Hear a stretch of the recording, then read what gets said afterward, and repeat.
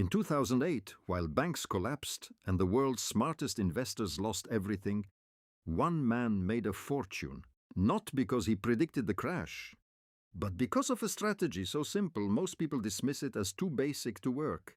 It's called the barbell strategy. And once you understand it, you'll never think about risk the same way again.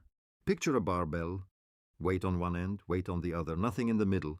Instead of spreading yourself evenly across moderate risk, the way most financial advisors tell you to, you split your resources into two extremes. On one side, something extremely safe, money you cannot lose no matter what happens to the economy. On the other side, something with small controlled exposure to massive upside.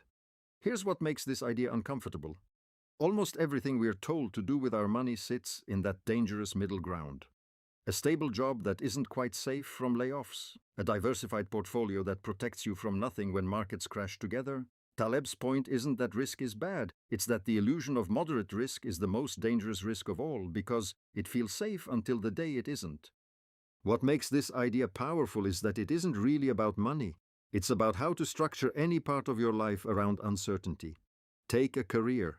Keep a stable income that covers your basic needs completely, while dedicating a small defined slice of your time to a high upside bet. Something where the downside is limited, but the upside is unbounded. Most people who take big risks fail not because the risk was wrong, but because they had no safe foundation underneath it. They gambled with money they couldn't afford to lose, on a timeline they couldn't afford to wait out.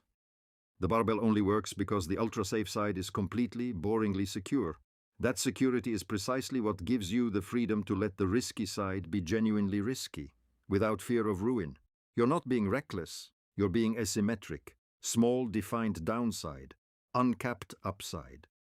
The pattern repeats everywhere once you start looking for it. Extreme safety on one end, controlled extreme risk on the other, and almost nothing in the middle. Same person, two paths, one protects you, one sets you free. That's the entire game. Small defined downside, uncapped upside, not because it's clever, but because it's honest about how risk actually works. So the next time someone tells you to find balance, to take the safe, moderate path, remember what that moderate path actually is. It's not balance, it's exposure without protection. Real balance doesn't live in the middle, it lives at the extremes. This is one idea from one book out of thousands most people will never read. Every week I pull out the one lesson that's actually worth your time. If this way of thinking is useful to you, subscribe. The next idea might be the one that changes how you build your entire future.